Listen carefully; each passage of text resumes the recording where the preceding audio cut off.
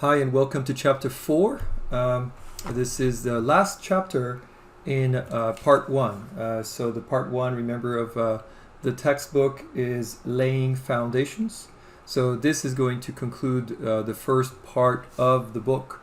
This is a really important chapter as we are diving a little bit into strategy. We're just kind of, getting the broad brush, the broad aspect of strategy about leveraging resources and capabilities.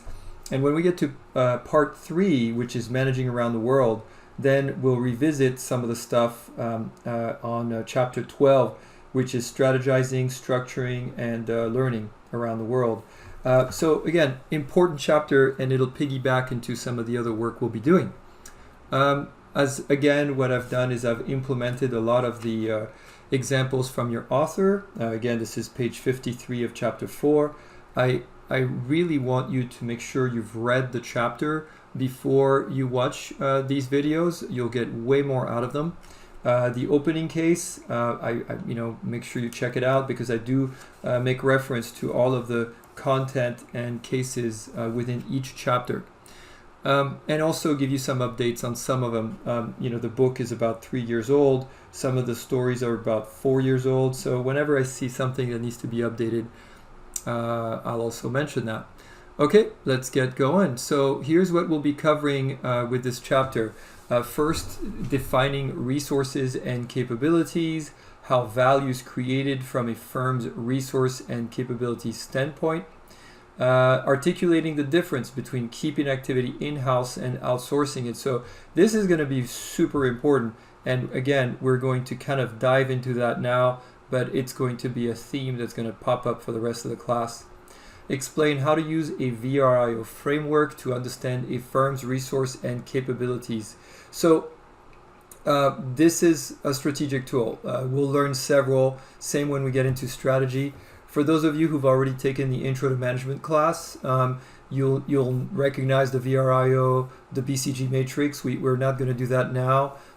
You'll, of course, recognize the SWOT analysis, the PEST. There's a bunch of strategic tools that we use. And here for this chapter, we'll be looking at the SWOT. And I'm really going to give you a very, just again, basic look at the SWOT. Not the entire SWOT that we cover in management for planning and strategy, but we'll spend way more time on the VRIO framework. Identify 3 things you need to do and 1 thing you should avoid as part of a successful career in business strategy.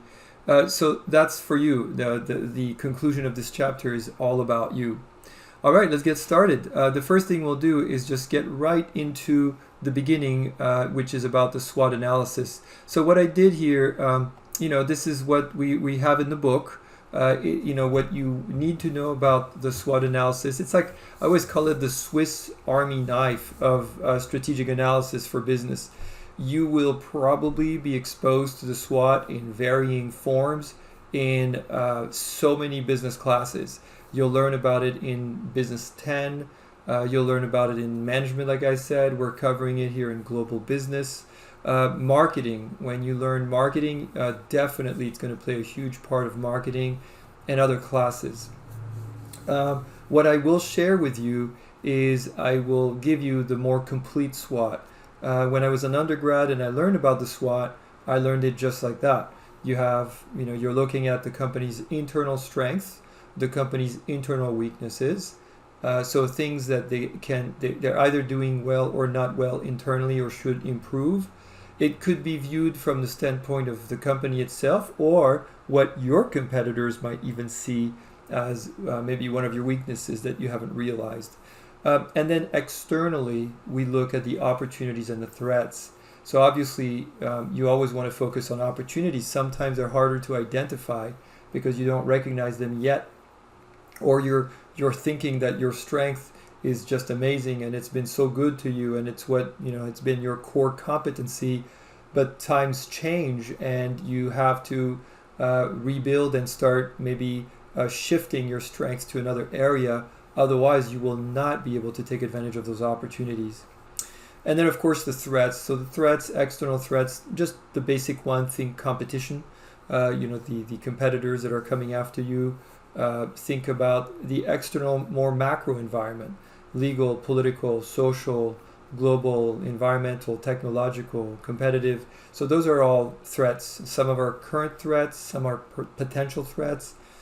And it's again the idea of the known knowns and the unknown knowns and the unknown unknowns. So you want to make sure that this is where environmental scanning is key. All right, now what I'll do is I'll show you what I call the complete SWOT. This is something that popped up in one of my books when I was in grad school, and I just thought, man, this is so much more logical than the SWOT analysis. What it does is it's still the SWOT, and on the left, internal controllable environment, you still have strengths and weaknesses, and on the right over here, you're going to have your opportunities and threats are external uncontrollable. But what it does is it connects the dots. I included that. It's not in the book.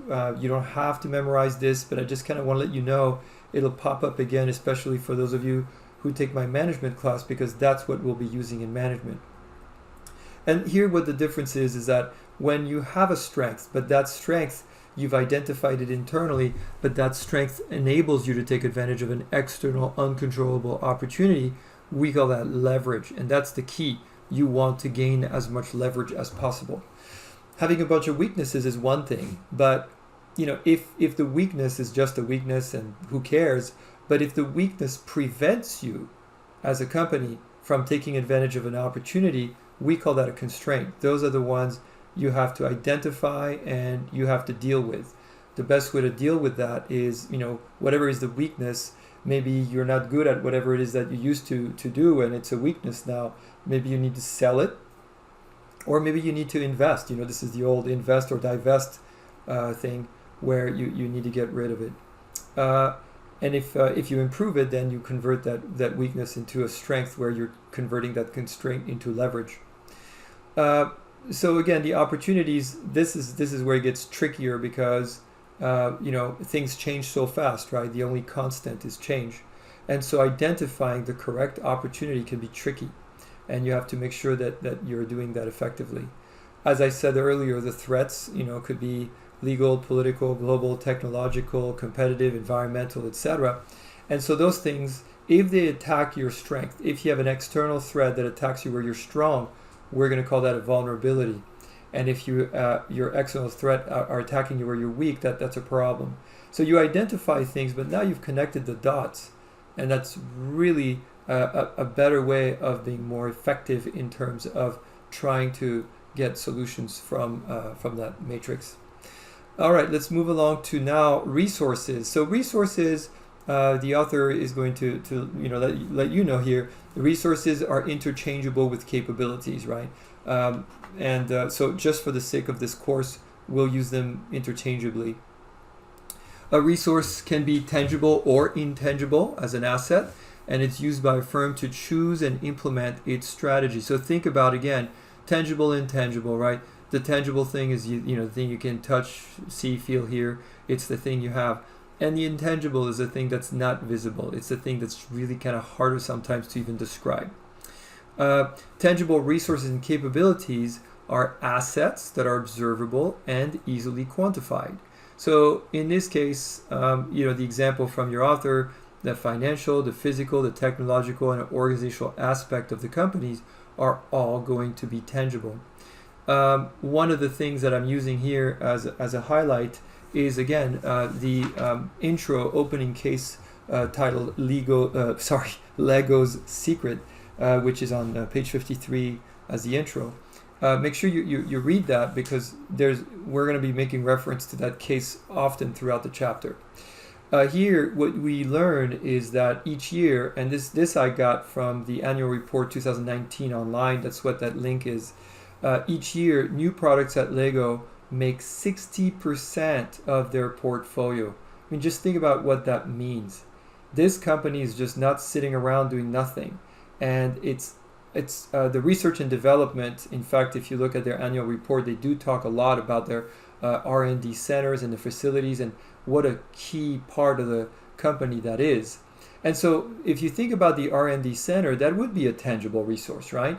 That's, again, the company spending X amount of cash on this division that's exclusively responsible for research and development, which accounts for 60% of the portfolio. So that's a huge role. And so now let's switch over to the intangible resource and capabilities, the assets that are hard to observe and difficult to quantify. Well, here's one. How about Lego's corporate culture of innovation? How do you quantify that? How do you quantify the corporate structure that internally enables people to not have barriers when they have ideas, to not get shut down if they want to experiment with something, talk to another department? For those of you who've taken management, the hierarchy of the company can be the thing that prevents people from trying to be innovative. I have to go through the chain of command. I can't just walk across the hall to another department and talk to someone maybe. So what is the corporate culture of innovation? In management, there's a whole chapter actually on innovation. That's how critical it is. And companies like Legos, I know we talked about Zappos a little bit before, especially again in my management, my business 10, for those of you who've taken those classes. But those companies are well known for really going out of their way to make sure that they have a very healthy corporate or organizational culture of innovation. All right, moving along, let's look at examples of resources and capabilities. So what we have here, we're going to again, what are examples of intangible and examples of tangible? What I've done here is I'm giving you an update on page 55, the story on Natura, which is really fascinating. It's page 55, and it's this company, this cosmetic company in Brazil that, in fact, when the book was written, the author is highlighting how successful the company has been in Brazil. It pretty much has cornered the Brazilian market, and that Avon, which has a very similar type of a company structure and the way they practice, Avon has been almost blocked from Brazil with very small market share there. And the other thing you learn about this company is how efficient this company is compared to Avon. Well, what was interesting is when I was deciding, as I was preparing this lecture, to do a little bit of research, and I included this highlight here from the Financial Times, where Brazil's Natura confirmed they bought Avon. Avon got bought out by Natura, which is really fascinating, considering that in this particular case, when you read the story, you'll learn that Natura, its main footprint in the world really is Brazil. And it really hasn't been very successful outside of Brazil. But because of the success in Brazil, it's enabled it to actually buy what once upon a time was bigger competitor. So now they own Avon. So what are the intangibles? Again, the human, the innovation, the reputational, Natura, the author tells us 70% of the product are plant-based and 10% actually come from the Amazon region of Brazil. And so what it shows you is that these are the things that are really hard to quantify that have made Natura what it is today. What are the tangibles? Again, the financial, the physical, the technological. Those are the things that are just really, really easy to quantify, right? Okay, so that's for that. Now let's go into value chain. Value chain is a series of activities used in the production of goods and services which make them more valuable. So it consists of primary activities and support activities, and each activity requires a number of resources and capabilities. I just had to put Dell's value chain because I still remember I worked in the computer industry at the time that Dell decided to release Dell Direct, and it was a really, really big deal. My company was a retailer that also sold to government and federal accounts, and we carried Dell products at the time.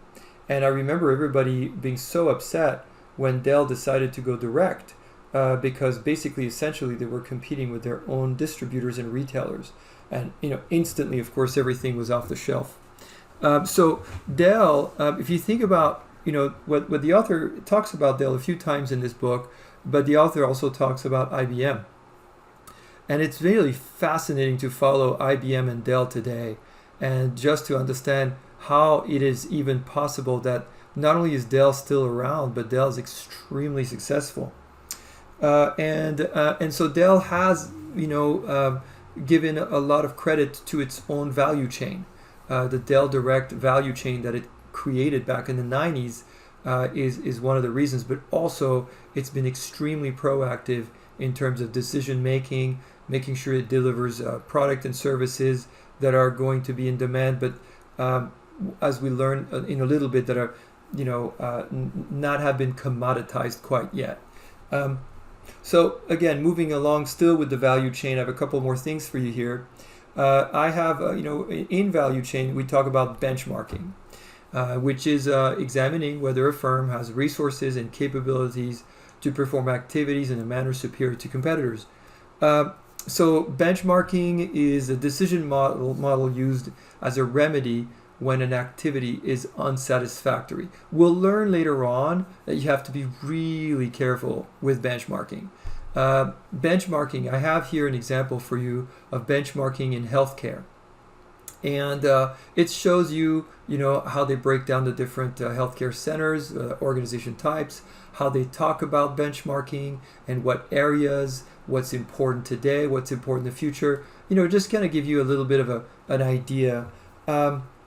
Benchmarking, in this case, I also have incorporated a website here, and this website is from a research nonprofit think tank in the East Coast called Leapfrog. And Leapfrog, almost exclusively does research on healthcare and researching on basically ranking hospitals. The idea behind the Leapfrog hospital safety grade is like the letter grade that you see sometimes in restaurants, right? So you're about to go eat at some restaurant and they have a C on the door. Would you still go eat? So what Leapfrogs try to do is create these similar ranking system hospital grades. So what I did here is I have within a 50-mile radius of Rancho Cucamonga, where Chaffey College is located, I have several hospitals here, and you can see the ranking on different hospitals in the area, right? And these are from spring 2020, just to give you an idea. And then if you as you look at these ranking and you're curious, what's going on, let's pick one that has a D here. And what you can do once you're here is you can see in terms of infection what's good, what's bad, right? So MRSA in this particular case, this hospital is the score is 0.67. The best hospitals are 0, so you want nothing, no number. The average is at 0.8, and the worst is at 3.2. So they're not quite the worst; they're below average, but they're still up there. They still have the ranking. Surgery over here. So there we go. Here's one: dangerous object left in patient's body. So this hospital score is 0.362. The best is 0. The average is 0.018. And I guess in this case, this is the worst hospital in the nation, or ranked. It's got the ranking of the worst hospital for surgeon can accidentally leave an object inside a patient's body during surgery. I hope you're not having lunch right now. But anyway, I'm not criticizing this hospital. I'm just showing you data. But this is a way that you could look at benchmarking by looking at how hospitals are going to compare to other hospitals in terms of looking at the same benchmark, right? So in this case, for dangerous objects left in patient's body, Kaiser has 0. So that hasn't happened there. And this is the Kaiser in Riverside. So benchmarking is a big deal. The problem is you have to be careful. That's not the only focus that you have. What I mean by that is if you're too focused on the competition, you can lose track of your customers. You're almost too busy just trying to outdo the competition And this is called adversarial competition, by the way, and it can lead to bad things. All right, let's move on to the value chain. An example of the value chain within firm boundaries. So what do we have here? On the left, you have the primary activity, the input. So again, you're putting, look at the example of Lego, right? Research and development, the components, final assembly, marketing, output. And then you have the support activities, the infrastructure, the logistics, the human resources. And if we were to apply that to Lego, for example, do they benefit by doing everything in-house? Would it make sense for them to have their own trucks, to have their own logistics, for example, or even the HR? Maybe they have an excellent HR. Maybe they do want to do that, in-house. Let's look at an example of what happens when you have some outsourcing, and that's what happens there. So maybe the components and the final assembly is done elsewhere, right? The logistics is outsourced, HR is outsourced, but they're keeping the infrastructure and they're keeping the marketing and the output, right, outside. So companies do things differently. Zappos, very famously, decided to keep its call centers very much internal, right? But Zappos still has to outsource. It outsources some of the calls to the Philippines, and it outsources some of the calls to Jamaica, among other places. And so it has to because of demand, but it still has kept most of the phone centers in-house, right? And so again, that's kind of an example of what happens then. And so now the next question is this: how do you decide? How do you decide if you should keep something in-house or out? Do you really need your own trucks? Imagine if you decided to keep your logistics internal, your support internal, and you have like basically an army of semi-trucks and truck drivers and warehouses, like they belong to you, right? What does that mean when the economy slows down? When the economy slows down, it means you have that overhead. That's your overhead. So when the economy is smoking hot, what's great for you is that you maybe have scalability, and maybe you're saving money because you have your own drivers and your own trucks, maybe, but you need to have scalability, right? But again, the problem with that is that you are a trucking company. You are a company that has truck drivers and that has all of the support activities that go with that. So when the economy starts to slow down or worse, and it affects logistics in this case, that's where your costs go up, right? And so making the decision, there's a two-stage decision model in analyzing the value chain where you have to decide, should I do this in-house or should I not? So the example that I have is an example that I'm providing you. This is not from the book, but to me it's fascinating. So Toyota Motor Company really hit a home run when it came out with the Prius, right? It was the first mass-produced hybrid car. I know Honda had the Insight prior, but it really was a very small quantity. Not anything near like what Toyota ended up doing with the Prius. So what happens here is Ford Motor Company decides that it has no choice. It has to build its own hybrid cars. And it wants to differentiate itself a little bit from others and wants to be the first to introduce the very first hybrid SUV in the US, right? And so to do that, it has a decision to make. So let's look at the stage model. Do we really need to perform this activity in-house? So the question here is the entire drivetrain for hybrid. Toyota spent millions and millions of dollars perfecting that and perfected it. Does Ford Motor Company want to try to do that from scratch as well? And so do we want to do this in-house? So if the answer is no, then you outsource, you sell the unit, you're done, which means, forget it, we're just not going to do anything. But in this case, they want to make the car, right? So the next question is, do we have the resource and capabilities that add value in a way better than rivals? In this case, let's just say Toyota, since they cornered the market in hybrids. And if the answer is yes, keep doing it. Well, obviously the answer was no. They hadn't started yet. So then you have more choices. Choice at the top, acquire necessary resource and capabilities in-house, right? Or the second choice is access resource and capabilities through strategic alliance. And that's what this hyperlink is all about here. What happens here is Ford makes the decision that there are some things it can do in-house, and there are some things that it will not do in-house. It's better off. And so this came out, LA Times here, 2004, right?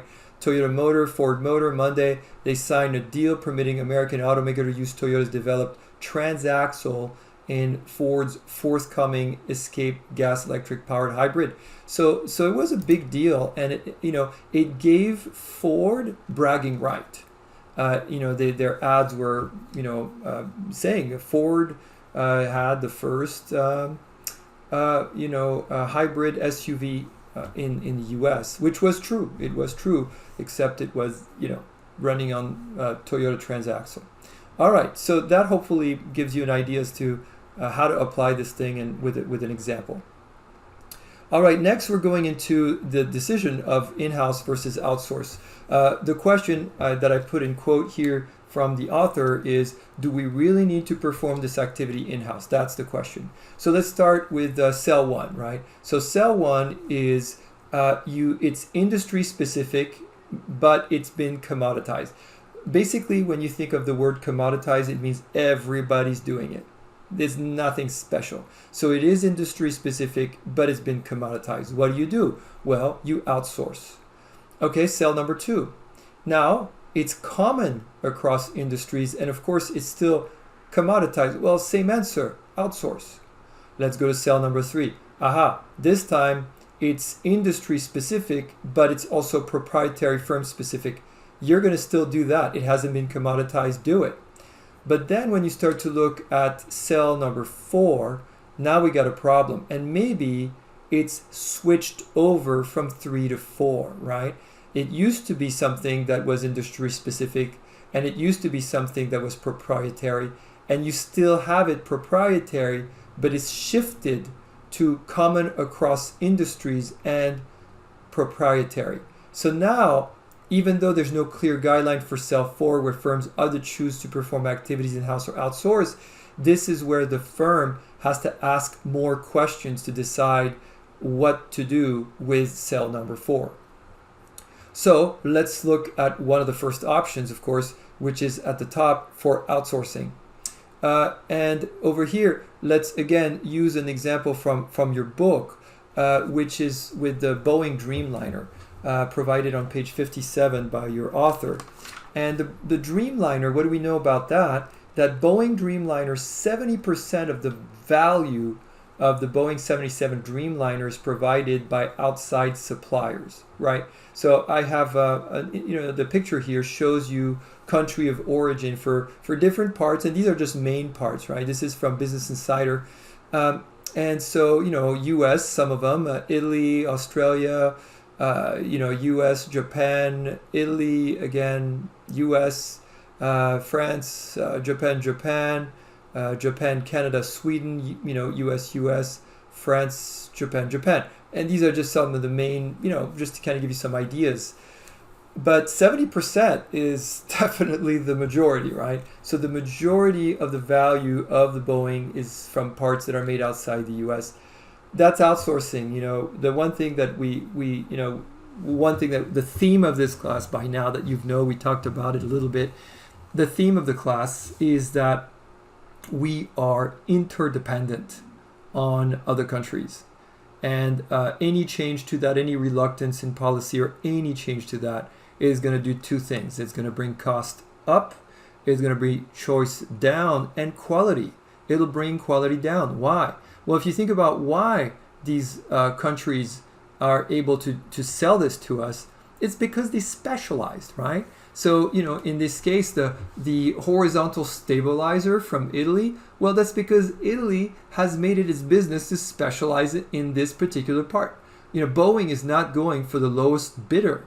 Boeing has to do a price and quality calculation, but it's for sure building an airplane, it's not going to cut corners, you hope. And so anyway, all that to say that, just the interdependence, that theme, when you think about outsourcing, just make sure you keep that in the back of your head. So you turn over an activity to an outside supplier who performs it on behalf of the focal firm. The reasons for outsourcing are certain activities possess generic attributes. They can be shared across industries. It doesn't really matter. I just need to make sure I get this part. And the lack of skill to develop the capabilities in-house. Maybe, I'm at the stage where, it's sometimes my students are surprised to learn that Boeing doesn't make the engines, right? It's the engines itself are coming from either Rolls-Royce or GE or actually another company, which is a company that's allied between GE and Snecma, which is a French company that also makes jet engines. So there's a bunch of even other companies that are used by Boeing. So again, these are accessed through alliances, right? Continuing with outsourcing, the offshoring. Now there's different ways of outsourcing. Outsourcing to an international or foreign firm is called offshoring. So a lot of what you saw on the previous slide was just offshoring. They were just buying the stuff from another supplier. Onshoring is if they bought another part from an American firm. So for example, when Boeing is buying a GE jet engine from General Electric, it's onshoring, right? It's buying from a domestic firm. Captive sourcing is when Boeing decides maybe it's going to set up a subsidiary abroad so that work can be done in-house. So maybe there's a component that Boeing makes somewhere else. And I mean, outside the US, let's just use Brazil, for example. So if you have a component made in Brazil by Boeing, that's an example of captive sourcing. And where the location is foreign, and again, I use the example of Brazil, this is also an example of a foreign direct investment, FDI. We'll have a whole chapter on that. It's fascinating, but that's what that would be, right? Where you have an American company. In fact, since I mentioned GE, I'll tell you a little bit. This is going to come up later on, but General Electric had the contract with the Brazilian government to build locomotives in Brazil. It was fascinating. You could look at it, you could Google it. In fact, there's a really cool, little animation on YouTube that you can watch on locomotive assembly. Fast in fast forward, basically, where you can see GE making a locomotive in Brazil on that plant. So that's an example of a FDI, right? American FDI in Brazil. And then, of course, a domestic in-house activity. Well, you're doing it in-house and you're doing it. And so those are, all of the other Boeing components that they decide to do there. All right, what else in outsourcing? You have business process outsourcing, right? So this is when loan origination, credit card processing, call centers. I mean, I give you some examples already. So when I talked about Zappos having its call center overseas, in the Philippines, so that would be a BPO. Reshoring, moving formerly offshored activities back to the home country for the local firm. Sometimes it's done for cost reasons. Maybe there's currency fluctuation. All of a sudden, you were maybe making stuff in China in one of your outfits, but all of a sudden, the Chinese renminbi, the currency, is getting stronger in value. And when you compare that to the dollar, you're realizing you're not saving as much as you used to save when the yuan, the renminbi, was really, really weak. And so you've decided, I'm going to reshore. And so it's usually done for temporary reasons, and I mean a couple years. General Electric did that with all of its, a lot of its washing machines, washers and dryers, and then of course they got destroyed by cost, and ended up selling everything to a Chinese company. It'll come back to me, the name of the company. And so GE no longer owns its own appliance division. They sold it, right? So that reshoring was short-lived. That also happened recently when this administration told car makers that they would get penalized if they kept making cars overseas. So some of them brought some of the parts of the manufacturing back. The question is that going to be long-term or short-term? Again, in terms of competition, if you want to be competing in the global arena, right? Just remember 330 million Americans buying cars. Fantastic. That's awesome. But if you decide to make all your cars here, you're giving up on the 7.5 billion people on the planet who might want to buy your car but can't, because you're making it in a country that has a very strong currency, and with their weaker currency, there's no way they could afford it. So you're automatically keeping yourself out of that competitive field. Let's see. The location. Okay, here we go. So now let's go back to these cells, right? So what do you have when you decide that if you want to do it in-house, but you're going to go overseas to do it in-house? We just talked about that earlier, FDI captive sourcing. So that's cell 1. Cell 2, you're going to outsource, and it's going to be overseas. That's offshoring. Cell 3 is going to be in-house and domestic in-house. And then you're going to outsource domestically onshoring. So again, just some reiteration here of how to identify the terms based on the location and the mode of activity. All right, the VRIO. Now, what we earlier we talked about the SWOT, and I want you to think about the VRIO going beyond the SWOT, but interestingly, being applicable to the internal component of the SWOT. So remember, SWOT, SWOT, you can split in two, right? And so what I mean by that is when you think about the SWOT analysis and you think about how you can split this thing, you right here you draw a line right here between SWOT and the SW's internal controllable environment, OT external uncontrollable environment, right? Well, as we look at the VRIO framework is going to apply to the internal environment. It's going to help us make sure that what we have internally is a strength, right?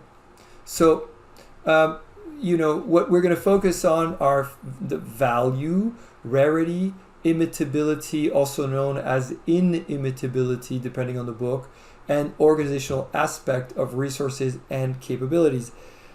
So I just, this is going to show up again later on, but is a resource or capability valuable, rare, costly to imitate, and exploited by organization?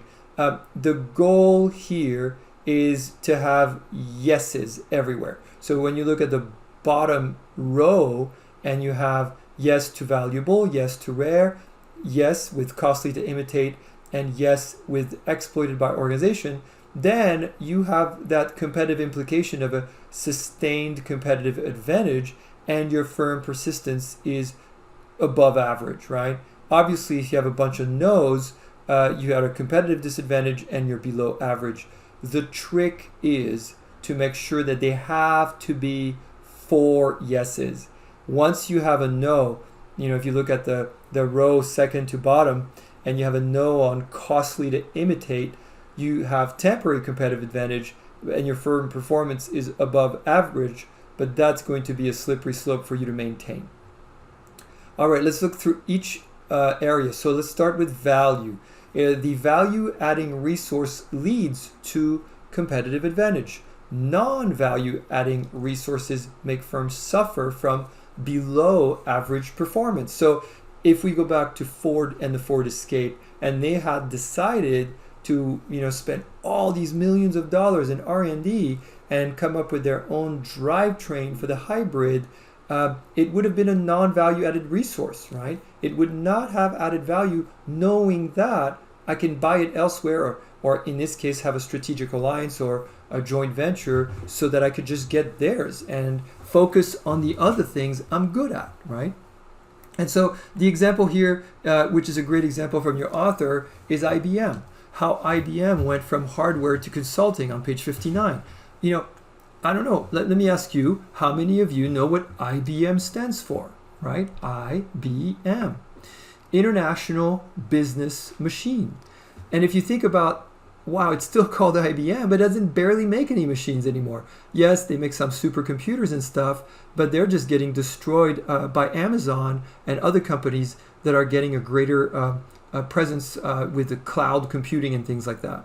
So there's been a shift where once upon a time, IBM's value was in making computers, and it had to shift, and now the value is it's the biggest consulting firm in the computer industry, right? That's what IBM really does. That's its core competency in 2020.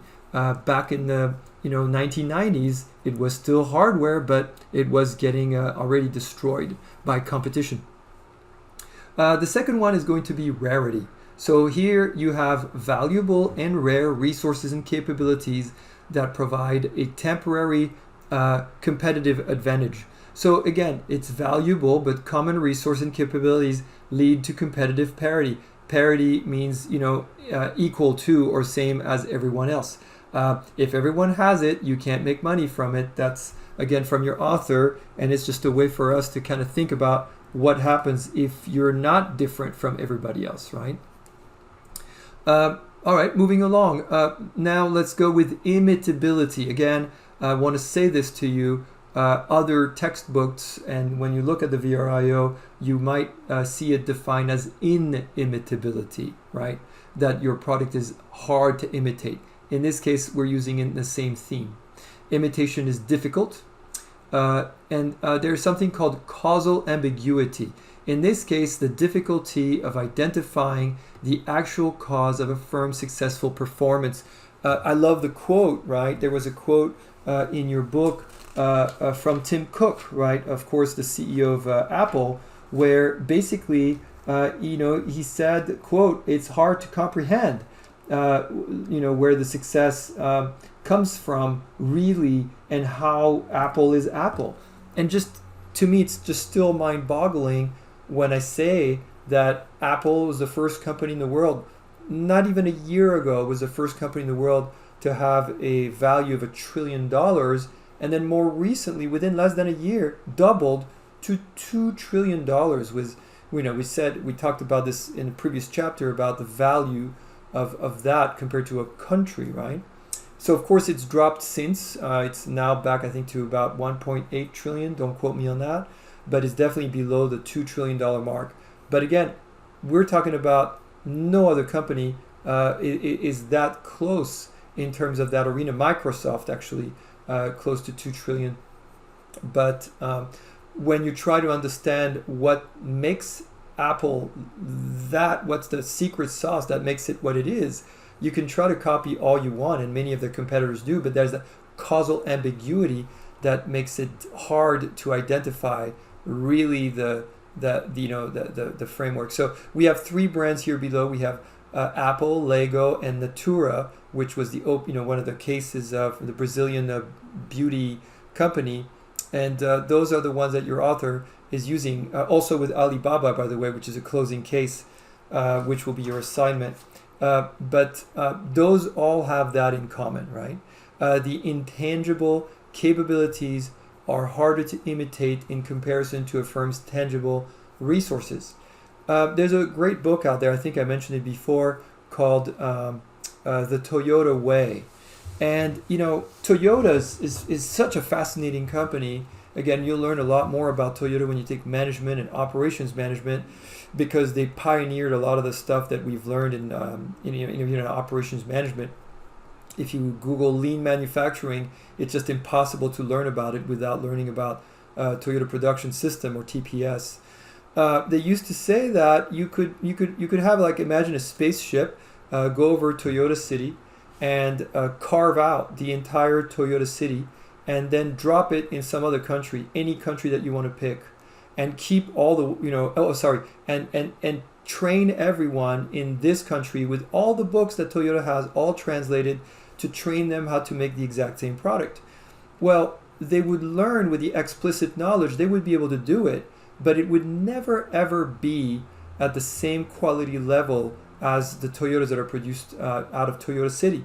And that's called tacit knowledge, T-A-C-I-T. The author talks about it here. You'll learn more about it in this class and also in management.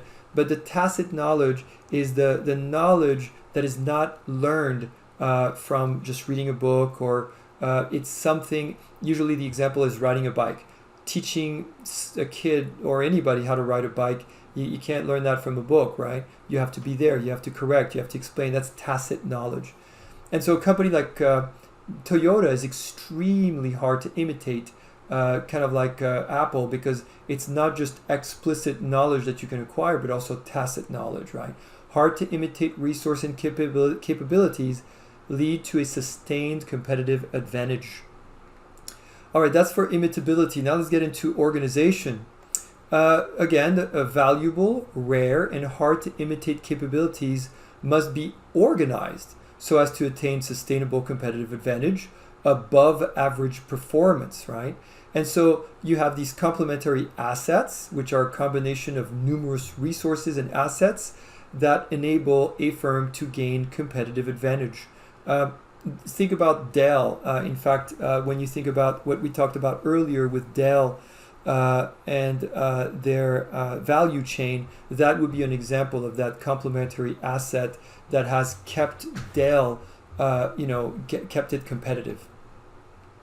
All right, we have the idea of ambidexterity, which is capability to simultaneously deal with two paradoxes. And so the best thing I can do here is explain to you what I came up with from what we've learned about so far in this chapter and also in the class. If you remember, even when we talked about the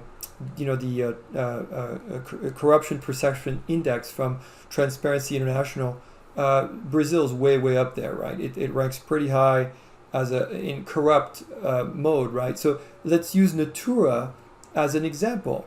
So Natura's had to deal with both the market forces in Brazil and the government forces at the same time, and this is key to navigating the competitive waters. And Natura is exceptional in that end with the success they've had. The social complexity, socially intricate and interdependent ways that firms are organized, right? When you talk about a multinational corporation with divisions all over the place, that is social complexity. All of the employees, the relationship with the distributors. In management, when you learn a little bit more about operations, you learn about something called keiretsu. And keiretsu is a very complex system of interconnected Japanese companies that work together. Suppliers are part of it, distributors, even the government. And it's a good example, I think, of social complexity for those of you who've taken management and remember it. We'll talk about keiretsu as well in this class later on. Let's see. So now, the VRIO framework and firm performance on page 61. What do we know? Well, as we kind of recap the VRIO here, and we've looked at the V, the R, the I, the O, it's got to be all or nothing, right? Just remember this. You have to take the big bite. It's the whole thing. You can't just pick and choose. So the VRIO framework presents 4 interconnected and increasingly difficult hurdles because capabilities cannot be evaluated in isolation. As the author reminds us, these 4 VRIO come together as one package. Lastly, I like the way your author concludes the chapter here. He has on page 62 management savvy, and it's back to you. It's all about you. You are a student here in this class being filmed for the fall 2020 semester in the middle of a pandemic, global pandemic. And what are the implications for actions for you? Well, here first, managers need to build firm strength based on the VRIO framework. We got that. Relentless imitation or benchmarking, while important, is not likely to be a successful strategy. Case in point, Apple. Can you imagine if Apple decided, hey guys, we're going to benchmark. We're going to see what the competition does, and we just have to make sure we're slightly better. That's what everybody else was doing. And that's what everybody else is still doing today. Think about innovation. I mean, yes, there's some innovation coming out from competitors. Some of that innovation is just kind of ridiculous because it's not what the customers really seems to be asking. But in this case, you want to make sure that you keep your eye on the horizon And you have to be a bit of a visionary. You have to be a little bit of a, you take risks, you spend a lot of money on research and development. Look at Lego. Managers need to build up resources and capabilities for future competition. And this is where it's up to you. This is where your author is invoking a quote from Thomas Friedman. Thomas Friedman is an author that really is very important in global business, because most people will say he wrote the first very, very popular book on global business, right? It was called The Lexus and the Olive Tree. And it was a fascinating book. I still really like the way he started the whole book by talking about the Thailand and the first, how little old Thailand, country that's mostly engaged in tourism, right? Most of its GDP is from tourism. It does other things, export, seafood, shrimp, stuff like that. But tourism is the core competency of Thailand. And the opening case, for those of you who are interested, I'd recommend you check it out. For those of you who really like global business, I know many of you, this is your major. So I would encourage you to check out the book, get a used copy. I have it in the library. I don't even know if I guess you can't check out books from the library. But it's called The Lexus and the Olive Tree. And, it's fascinating to see how, in this case, I'll talk about this more later on when we talk about currency, the chapter on currency, but how Thailand decided to help its economy by pegging the Thai baht, their currency, to the dollar. And just that alone is what caused the first global financial crisis. It's fascinating to see how it happened. And he does a great job explaining that with chapter 1 of that book, The Lexus and the Olive Tree. This, The World is Flat, is his second book, which is, in this case, kind of a really nice way for us to understand how you guys, in this particular case, get to stay competitive, right? So first of all, sitting on your couch and just being a couch potato, not just playing video games, is not going to be how you're going to get out of it. Everybody is hungry. Remember the pyramid we talked about before? Remember how many people on the planet are at the bottom of the pyramid and how many people are at the top? You're very lucky you're at the very top. Don't just get too comfortable, because there are a lot of people who are very, very hungry for your job, right? And so, the quote here is from Thomas Friedman, where he used to say that a long time ago. People in the United States used to tell their kids, you better finish your food, because there are a lot of kids in China who would love to have your food. And he's replaced that now, Thomas Friedman, with what he tells his daughters, which is, you better study and you better hustle, because there are a lot of kids in China who want your job, right? So make yourself untouchable. Apply the VRIO to you. See how you can do that, right? Have you differentiated yourself, right? When you go to a job interview and they ask you, why should I hire you? What makes you different? If you don't have anything to say, you're in trouble. Now's the time for you guys to think about that. I know some of you are learning a second or third language. That's fantastic. Now's the time for you to email CEOs. What do you have to lose? Send an email. People right now are online. See what you can do. Reach out. Think about your future career now. Think about your internship now. All right, so that concludes the chapter. The key terms, again, make sure you get them out of the way before you take the exam, right? Make sure you have flashcards, you study them. Same thing with beyond the key terms, all of the summary, comprehension, what we've talked about. Make sure you get all these things out of the way prior to the quiz, which, as always, will be on Friday next week. That concludes this chapter. I hope you got a lot out of it. I'm really excited for us to begin part 2. We're moving forward, and part 2 is trading internationally, and that will be next week. See you then.